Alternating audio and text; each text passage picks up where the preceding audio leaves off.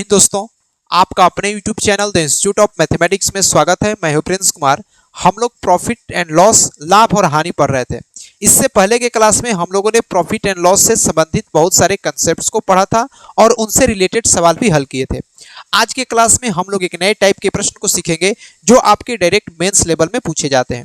तो चलिए क्लास की स्टार्ट करते हैं। और पहला सवाल आपके स्क्रीन पर कहता है कि एक व्यक्ति जो है सो कुछ वस्तुओं को 5400 रुपया में खरीदता है, जिनमें से 2/3 वस्तुओं को क्या करता है कि 5% के लाभ पर बेच देता है। तो हमको यह बताना है कि शेष वस्तुओं को कितने प्रतिशत के लाभ पर बेचे ताकि ऑल ओवर उसको जो है सो 13% का मुनाफा हो सके। जब भी यहाँ पर देखिए कहता है कि वो शेष वस्तुओं को कितने प्रतिशत के लाभ पर पूछे। अगर हमको कंपेयर वाला चीजें पूछती जाती है, परसेंटेज पूछी जाती है, फ्रैक्शन पूछी जाती है, रेशियो पूछी जाती है, उस स्थिति में हमको जो है रियल वैल्यू को थोड़ा सा इग्नोर करके भी चलते हैं। अगर इस सवाल को करना होगा तो कैसे करेंगे। सवाल में कहता है कि 2/3 वस्तुओं को 5% के लाभ पर बेच देता है, तो वहां पे टोटल वस्तुएं कितनी है? 3 है। 3 आर्टिकल है, जिसमें से वो 2 वस्तुओं को कितने प्रतिशत के लाभ पर बेच देता है? 5% के लाभ पर बेच देता है। मतलब 5 दूना 10% पर उसको क्या करेगा? बेचेगा। टोटल पर उसे कितने प्रतिशत का लाभ कमाना है? 13% का लाभ कमाना है। तो 3 पर अगर 13% का लाभ कमाएगा तो ऑल ओवर कितने का कमाएगा? 39% का लाभ कमाएगा। 3 वस्तुएं हैं, 3 पर 13% का लाभ कमाएगा तो 39% हो जाएगा।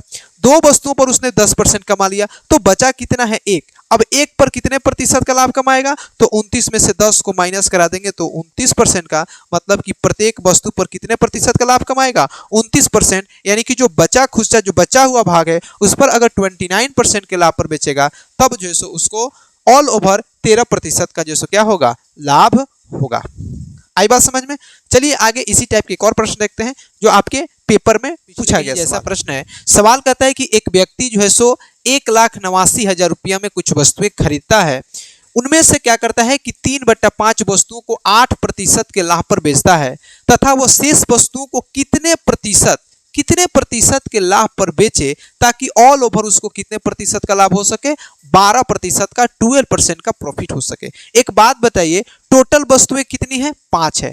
टोटल वस्तुएं 5 है, टोटल पर उसे कितने प्रतिशत का लाभ कमाना है?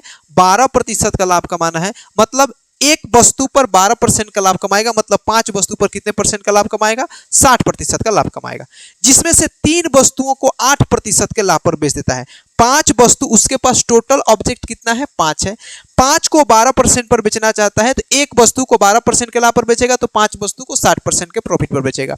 इनमें से कहता है कि 3 वस्तु को वह ऑलरेडी 8% के लाभ पर बेच देता है। तो 3 वस्तु को 8% के लाभ पर बेचेगा, मतलब कितने में बेच दिया है? 24% में बेच दिया है। बेचना चाहिए था 60 में से 24% पर बेच दिया है, तो अब बचा कितना है? 36%। और इस 36% को कितने आर्टिकल को बेचेगा? तो 5 था, 5 में से 3 बेच दिया है तो 2 आर्टिकल बचा है। तो 2 आर्टिकल में 36% में बेचना है, मतलब कि एक आर्टिकल को कितने में बेचेगा? 18% के लाभ पर बेचेगा। तो कहता है कि वो रिमेनिंग वस्तुओं को कितने प्रतिशत के लाभ पर बेचेगा? 18% के लाभ पर बेचेगा। तब जाकर के उसको ऑल ओवर कितने प्रतिशत का प्रॉफिट होगा? 12% का प्रॉफिट होगा, या फिर से जो सो 12% का प्रॉफिट होगा। आई बात समझ में? चलिए आगे इसी टाइप के एक और प्रश्न देखते हैं। 1,89,000 रुपया में क्या करता है? खरीदता है। एक कोई वस्तु है, कोई एक व्यक्ति है। अगला प्रश्न देखिए। अगला प्रश्न कहता है कि एक व्यक्ति कुछ वस्तुओं को 1,89,000 रुपया में खरीदता है तथा उनमें से 3/8 वस्तुओं को 12% के लाभ पर क्या करता है? बेच देता है। तो बताना है कि शेष वस्तुओं को कितने प्रतिशत के हानि पर बेचे ताकि उसे ऑल ओवर जो सो कितना का लाभ हो सके? 4% का लाभ हो सके। फिर मैं आपसे बता दूं, अगर आपसे कंपेयर वाला रिजल्ट पूछता है, तुलना वाला रिजल्ट पूछता है, तो उस समय हम लोग जो रियल वैल्यू को क्या कर सकते हैं? इग्नोर करके बना सकते हैं। हालांकि रियल वैल्यू को लेकर भी बनाएंगे, लेकिन सवाल डिटेल में जाएगा, लंबा जाएगा। हमको लंबा नहीं ले जाना है, हमको जितना जरूरत है उसी हिसाब से सवाल को हल करेंगे। तो जैसे सवाल में कहता है कि 3/8 वस्तुओं को 12% के लाभ पर बेचता है। अगर टोटल वस्तु 8 है, टोटल वस्तु कितना है? 8 है। 8 में से 3 वस्तुओं को वह कितने पर बेचता है? 12% के लाभ पर बेचता है। एक वस्तु को 12% के लाभ पर बेचेगा तो 3 वस्तु को कितने प्रतिशत के लाभ पर बेचेगा? 36% के 36% के लाभ पर बेचेगा। कहता है कि टोटल पर उसे शेष वस्तुओं को कितने प्रतिशत के हानि पर बेचे ताकि उसे सभी वस्तुओं पर 4% का लाभ हो। एक वस्तु पर 4% का लाभ होगा तो 8 वस्तु पर कितने प्रतिशत का लाभ कमाना है? 32 का, यानी कि 32 का उसको प्रॉफिट कमाना है। एक बात बताइए गुरु, हमको टोटल प्रॉफिट कमाना है 32% का, यहाँ पे हमने ऑलरेडी 36% का प्रॉफिट कमा चुके हैं, तो जो रिमेनिंग बचा है 8 में से 3 वस्तु को हमने 36% के लाभ पर बेच दिया है, तो रिमेनिंग जो 5 वस्तु है, 5 ऑब्जेक्ट्स है, उसको हमको लॉस में बेचना होगा।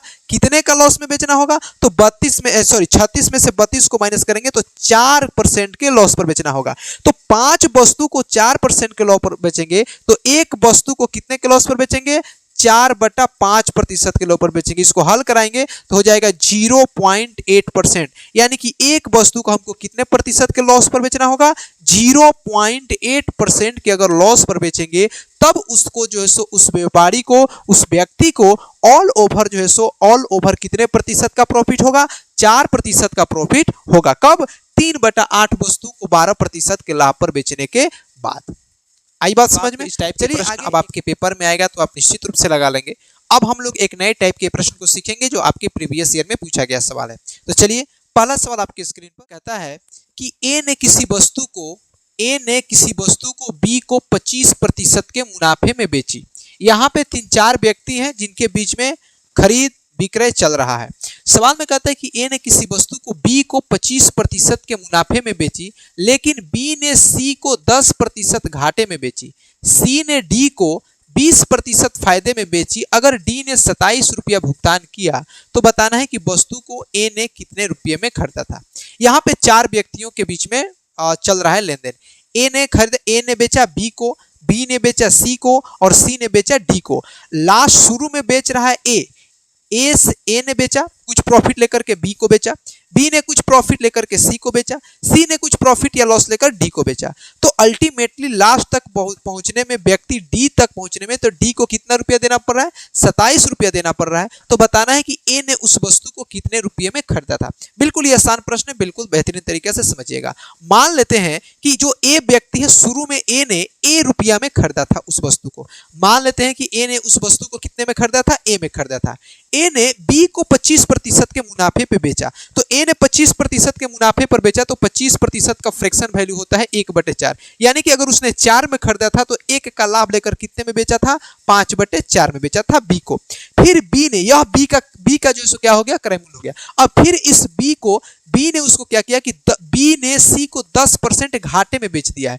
10% घाटे का मतलब होता है 1/10, यानी कि अगर 10 यूनिट रुपया में खरीदा है तो 1 का लॉस लेकर के कितने बेचा है? 9/10 में बेचा है। अब सी जो है सो सी ने इतना में खरीदा, अब सी ने इसको डी को बेचा है कितने प्रतिशत के लाभ पर?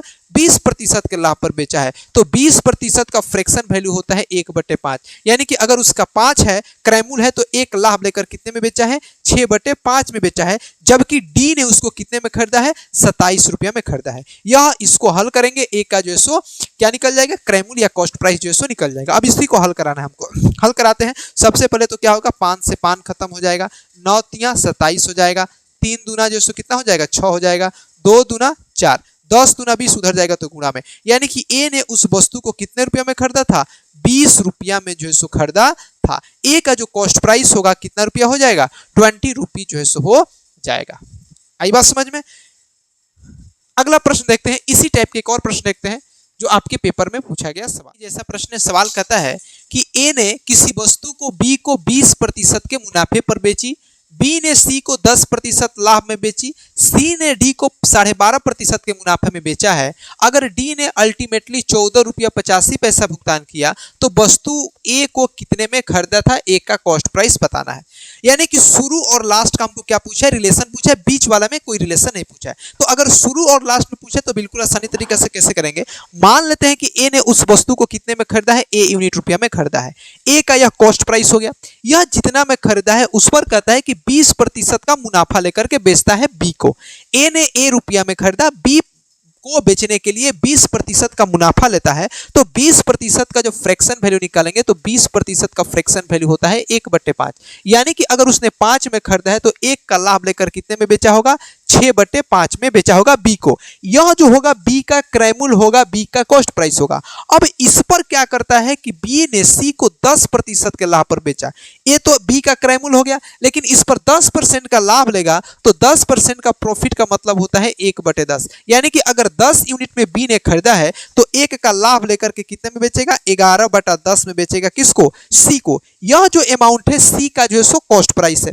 फिर कहता है कि इसने क्या किया कि डी को 12.5% का फ्रैक्शन वैल्यू निकालते हैं तो कितना आता है, 1/8। यानी कि 8 में की चीज को 1 का लाभ लेकर के कितने में बेचा होगा, 9/8 में बेचा होगा डी को। और यह डी का जो सो क्या हो जाएगा, कॉस्ट प्राइस हो जाएगा। जबकि सवाल में कहता है कि डी ने उस वस्तु को 14 रुपया 85 पैसा में खरीदा था, तो यह बराबर हो जाएगा 14.85 के। इसको हल करेंगे और अल्टीमेटली ए का जो है सो क्रय मूल्य जो क्या कर सकते हैं, फाइंड आउट कर सकते हैं। इसको हल कराते हैं तो पॉइंट उड़ाएंगे तो कितना हो जाएगा, 0 हो जाएगा। पॉइंट उड़ाएंगे तो कितना होगा, 0 होगा। अब यहां से कुछ हल होने वाला है। यहां से देखिए 1 0 से 1 0 इसको खत्म करा सकते हैं। यहां से अगर इसको हम लोग कैंसिल कराते हैं, यहां से अगर कैंसिल कराते हैं 11 बार में तो हो जाएगा 11 एकम 11, 11 एकम 11 हो जाएगा 38, 11 तिया 33, 5 11 पचे 55 हो जाएगा। इसको अगर हम लोग कैंसिल कराते हैं 9 से तो हो जाएगा 15 बार में, 15 बार में हो जाएगा। इसको अगर हम लोग कैंसिल कराते हैं 5 से तो यहाँ से हो जाएगा 5 दूना 10, 2 चौका 8 हो जाएगा। ये इसको कैंसिल कराएंगे तो हो जाएगा 2 दूना 4, 2 तिया 6, 3 बचे 15। ये 2 भाग में उधर जाएगा तो गुणा में, मतलब ए का जो है सो अल्टीमेटली जो कॉस्ट प्राइस होगा कितना रुपया हो जाएगा, 10 रुपया जो है सो हो जाएगा, 10 रुपया हो जाएगा। आई बात समझ में? हमको आशा है कि अभी आप इस बात को समझ गए होंगे। चलिए अगला प्रश्न इसी टाइप के एक और देखते हैं जो आपके प्रीवियस ईयर में पूछा गया सवाल है।